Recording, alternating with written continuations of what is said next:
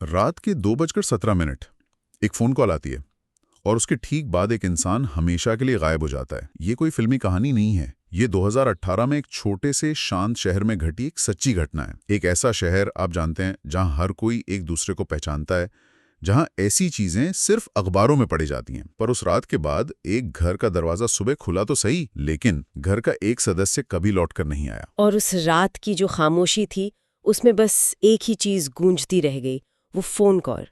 एक ऐसी कॉल जो आई तो पर ऐसा लगा जैसे कभी थी ही नहीं। बिल्कुल, आज हम इसी उलझे हुए मामले की परतों को खोलने की कोशिश करेंगे। हमारे पास जो भी सूत्र हैं उनके जरिए हमारा मकसद सिर्फ कहानी सुनाना नहीं है, बल्कि ये समझना है कि कैसे तकनीक के इस दौर में भी कुछ राज इतने गहरे हो सकते हैं। और इस पूरे रहस्य के केंद्र में है वो एक फोन कॉल, जिसका डिजिटल रिकॉर्ड तो है, पर कोई निशान नहीं, कोई सोर्स नहीं। ऑन करने वाला बनाती है इसका सबसे बड़ा विरोधाभास। देखिए, हमारे पास एक वेरीफाइड कॉल लॉग है। टेलीकॉम कंपनी ने पुष्टि की कि हाँ, 2:17 पे एक कॉल आई थी। लेकिन जब उसे ट्रेस करने की कोशिश की गई तो वो नंबर किसी भी नेटवर्क पर रजिस्टर ही नहीं था। ये अपने आप में एक बहुत बड़ी पहेली है। हम्म तो चलिए उस रात पर वापस चलते हैं।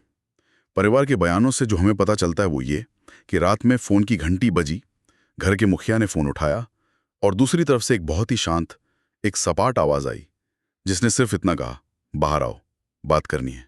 बस इतना ही। कोई नाम नहीं, कोई पहचान नहीं, कोई वजह नहीं बताई। ये बात थोड़ी थोड़ी अजीब लगती है। मतलब आधी रात को एक गुमनाम कॉल पे कोई बिना सवाल के कैसे बाहर जा सकता है? यही तो इस मामले को और भी डरावना बनाता है। उस संदेश में कोई धमकी नहीं थी, कोई जल्दी नहीं थी, कुछ भी नहीं। परिवार के मुताबिक फोन रखने के बाद उस व्यक्ति के चेहरे पर कोई शिकन तक नहीं थी। उन्होंने बस चुपचाप चप्पलें पहनी और दरवाजे की तरफ बढ़ गए। अच्छा, यानी ऐसा लग रहा था जैसे वो उस आवाज को या उस बुलावे के अंदाज को पहचानते थे, या फिर क्या वो किसी ऐसी बात का इंतजार कर रहे थे? क्योंकि बिना किसी तैयारी के, बिना घर में किसी को कुछ बताए यूं ही निकल जाना, ये कोई सामान्य प्रतिक्रिया तो नहीं लगती। सूत्रों के अनुसार वो घर से निकले और फिर कभी वापस नहीं आए। सुबह हुई, इंतजार बढ़ता गया और फिर जाहिर है घबराहट में परिवार ने पुलिस को फोन किया। पुलिस आई और कहानी ने एक नया मोड़ ले लिया। जांच की पहली कड़ी थी वो फोन कॉल, और यहीं पर जांच पहले ही कदम पर एक दीवार से टकरा गई। रिकॉर्ड्स ने दिखा दिया कि कॉल हुई थी, लेकिन नंबर का कोई अस्तित्व ही नहीं था। उस गली में कोई सीसीटीवी कैमरा नहीं था जिससे पता चलता कि वो किस तरफ गए या उनसे कौन मिला। और देर रात का वक्त था, तो कोई चश्मदीद गवाह भी नहीं था। पुलिस के हाथ में मतलब सिर्फ एक परिवार का बयान था और एक भूतिया कॉल का रिकॉर्ड। लेकिन ये 2018 में कैसे मुमकिन है? क्या हमारे सूत्र इस पर कोई रोशनी डालते हैं कि ऐसी कौन सी तकनीक है जो किसी कॉल को पूरी तरह से गायब कर सकती है? हाँ, और यहाँ मामला वाकई दिलचस्प हो जाता है।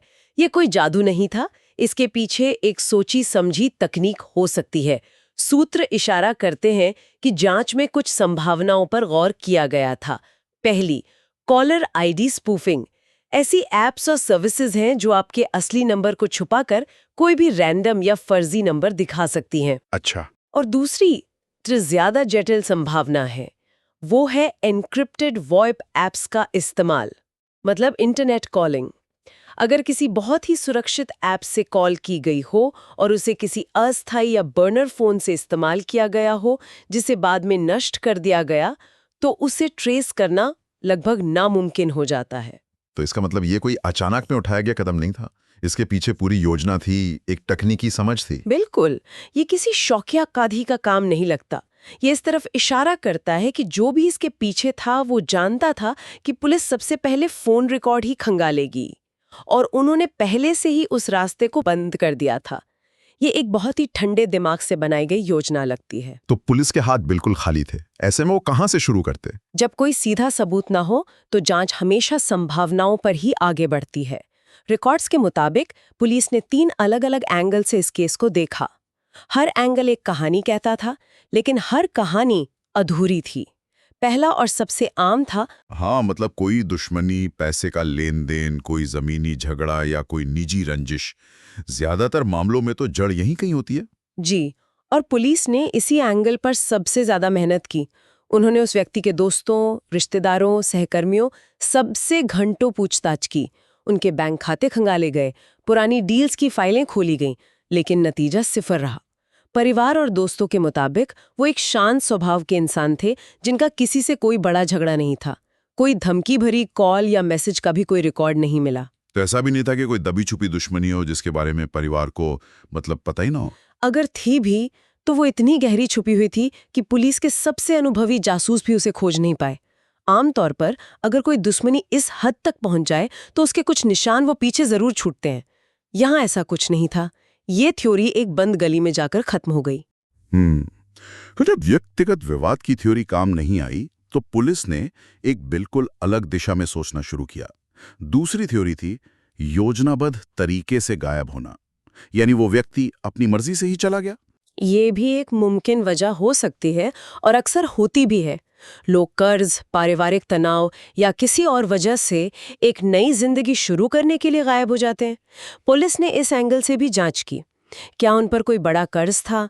क्या वो किसी रिश्ते को लेकर परेशान थे? लेकिन यहां भी जांचकर्ताओं को कुछ खास नहीं मिला। और इस थ्योरी का जो सबसे कमजोर बिंदु था वो सबूत घर के अंदर ही मौजूद था। वो सबूत जो एक बड़े सवाल की शक्ल में आज भी खड़ा है। अगर वो खुद गया तो अपना फोन घर पर क्यों छोड़ गया? ये एक ऐसा सवाल है जो इस पूरी थ्योरी को लगभग खारिज कर देता है। आज के दौर में आपका फोन सिर्फ एक डिवाइस नहीं है ना? सही। वो आपकी पूरी दुनिया है। आपके कॉन्टैक्ट्स, आपकी तस्वीरें, आपका बैंक, आपकी पहचान, सब कुछ तो उसी में है। कोई व्यक्ति जो सब कुछ पीछे छोड़कर एक नई जिंदगी शुरू करने की योजना बना रहा हो, वो सबसे पहले अपना फोन ही साथ रखेगा। हाँ, या शायद वो सारे डिजिटल निशान मिटाने के लिए उसे तोड़कर फेंक देता, पर घर पर यूं ही टेबल पर छोड़ जाना, ये समझ नहीं आता। बिल्कुल। फोन छोड़ जाने का मतलब है कि या तो उसे उम्मीद थी कि वो बहुत जल्द वापस आ जाएगा, या फिर उसे बाहरी दुनिया से संपर्क करने की कोई जरूरत ही महसूस नहीं हुई। दोनों ही बातें एक योजनाबद्ध पलायन के तर्क के बिल्कुल खिलाफ जाती हैं। बल्कि कुछ जांचकर्ताओं ने यह भी सोचा कि कहीं फोन जानबूझकर तो नहीं छोड़ा गया था, एक झूठा सुराग देने के लिए, ताकि सबको लगे कि मामला अपहरण का है, जबकि वो अपनी मर्जी से गया हो। हाँ, हो सकता है। पर इस थ्योरी में भी एक बड़ी कमी थी। अगर कोई अपनी मर्जी से जाता है तो वो कुछ तैयारी करता है, पैसे निकालता है, अपने जरूरी कागजात साथ लेता है। सूत्रों के मुताबिक उनके बैंक अकाउंट से कोई बड़ी रकम नहीं निकली थी और उनके पासपोर्ट और दूसरे जरूरी दस्तावेज भी घर पर ही थे। तो ये थ्योरी भी सवालों के जवाब देने से ज्यादा सवाल खड़े कर रही थी। तो जब पहली दो थियरीज यानी दुश्मनी और मर्जी से जाना दोनों ही किसी नतीजे पर नहीं पहुंची, तो पुलिस ने तीसरी और सबसे अजीब संभावना पर विचार किया, और वो थी एक गुमराह करने वाली कॉल। अब ये थ्योरी बहुत दिलचस्प है। इसका मतलब ये है कि उस कॉल का असली मकसद शायद उस व्यक्ति को घर से बाहर बुलाना था ही नहीं। वो कॉल सिर्फ एक छलावा थी, एक धोखा। लेकिन धोखा किस लिए? ध्यान भटकाने के लिए हो सकता है। सोचिए, अगर असली मकसद घर के अंदर कुछ और करना होता, जैसे चोरी, या फिर जैसा कि हमने पहले बात की, क्या इसका मकसद परिवार को ये यकीन दिलाना था कि वो व्यक्ति अपनी मर्जी से गया है, ताकि शुरुआती कुछ अहम घंटे शांति से गुजर जाएं और अपराधी को भागने का पूरा मौका मिल जाए? अगर परिवार को लगता कि वो किसी जानने वाले से मिलने गया है, तो वो सुबह तक पुलिस को फोन नहीं करते, और एक जांच में शुरुआती कुछ घंटे सबसे ज्यादा कीमती होते हैं। ये तो एक बहुत ही शातिर चाल लगती है, पर इस थ्योरी के साथ भी एक समस्या थी। अगर कॉल सिर्फ ध्यान भटकाने के लिए थी, तो उसके बाद क्या हुआ? उस व्यक्ति के घर से निकलते ही उसके साथ क्या हुआ? अगर यह अपहरण था तो जोर जबरदस्ती का कोई निशान क्यों नहीं मिला? पड़ोस में किसी ने कोई आवाज क्यों नहीं सुनी? अगर यह हत्या थी तो शव कहाँ है? सही कहा। बिना किसी फॉलोअप अपराध के सबूत के ये थ्योरी भी खोखली लगती है। ये एक ऐसी साजिश लगती है जिसका पहला हिस्सा तो बड़ी सफाई से अंजाम दिया गया, लेकिन दूसरे हिस्से का कोई नामो निशान नहीं मिला, और इसीलिए पुलिस की ये तीसरी थ्योरी भी एक एक करके दम तोड़ गई। और पुलिस वापस वहीं पहुंच गई जहां से शुरू हुई थी, एक रहस्यमयी कॉल और एक गायब इंसान। और इसी के साथ हम इस मामले के उन तीन बड़े अनसुलझे सवालों पर वापस आ जाते हैं जो आज भी वैसे ही कायम है। पहला, अगर कॉल असली थी तो ट्रेस क्यों नहीं हुई? 2018 में ऐसी कौन सी तकनीक थी जिसने एक कॉल को अदृश्य बना दिया, और ये किसने किया? दूसरा, अगर वो अपनी मर्जी से गया तो अपना फोन, अपना पैसा, अपनी पहचान, सब कुछ पीछे क्यों छोड़ गया? ये एक ऐसा सवाल है जो इंसान के सामान्य व्यवहार की हर समझ को चुनौती देता है। बिल्कुल।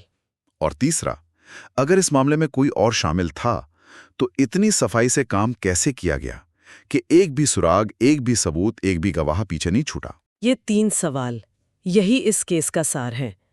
ये सिर्फ सवाल नहीं है, बल्कि ये सबूतों की वो खाली जगह है जहां सच छिपा हुआ है। हर सवाल एक बंद दरवाजे की तरह है, और जब तक ये दरवाजे नहीं खुलते, ये केस एक अनसुलझी पहेली ही बना रहेगा, जो उस परिवार और उस छोटे से शहर को आज भी परेशान करती है। मामले की वर्तमान स्थिति की बात करें तो रिकॉर्ड्स के मुताबिक ये केस आज भी ओपन एंड अनसॉल्व्ड है। फाइल बंद नहीं हुई है, लेकिन सालों से उसमें कोई नया पन्ना भी नहीं जुड़ा है। ऐसा लगता है कि सच किसी के पास है, किसी की याद में, या शायद किसी के डर में दबा हुआ है, पर वो सामने नहीं आया। अक्सर ऐसे मामलों में समय ही सबसे बड़ा गवाह साबित होता है। सालों बाद कोई रिश्ता टूटता है, कोई राजदार अपना मुंह खोलता है, या कोई बिल्कुल अनजान जगह पर मिला सुराग अचानक पूरी कहानी को पलट देता है।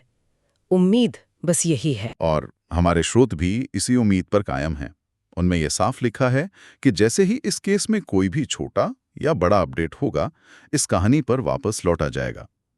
तब तक के लिए ये एक छोटे शहर की वो अनकही कहानी बनी रहेगी, जो एक फोन कॉल से शुरू हुई और एक अंतहीन खामोशी में खो गई। इस पूरी चर्चा को खत्म करने से पहले एक अंतिम विचार पर गौर करना जरूरी है, जो हमें एक अलग दिशा में सोचने पर मजबूर करता है। हम अब तक इस गुत्थी को सुलझाने की कोशिश कर रहे हैं, लेकिन क्या हो अगर इस गुत्थी का मकसद ही हमें उलझाए रखना हो? सोचिए, वो रहस्यमयी आवाज और वो 2 शब्दों का संदेश, बाहर आओ। क्या ये वाकई उस एक व्यक्ति को बुलाने के लिए था, या फिर उस घर के अंदर मौजूद बाकी लोगों के लिए एक स्क्रिप्ट थी? एक ऐसा नाटक तैयार किया गया था जिससे उन्हें ये विश्वास हो जाए कि वो व्यक्ति अपनी मर्जी से किसी जानने वाले से मिलने बाहर गया है। हो सकता है वो कॉल पीड़ित के लिए नहीं, बल्कि पीछे छूट गए गवाहों के दिमाग में एक झूठी कहानी डालने के लिए की गई हो। और अगर ऐसा है, तो असली घटना शायद घर के दरवाजे से कुछ कदम दूर उस रात के अंधेरे में ही घट चुकी थी, जिसके बारे में हम शायद कभी नहीं जान पाएंगे।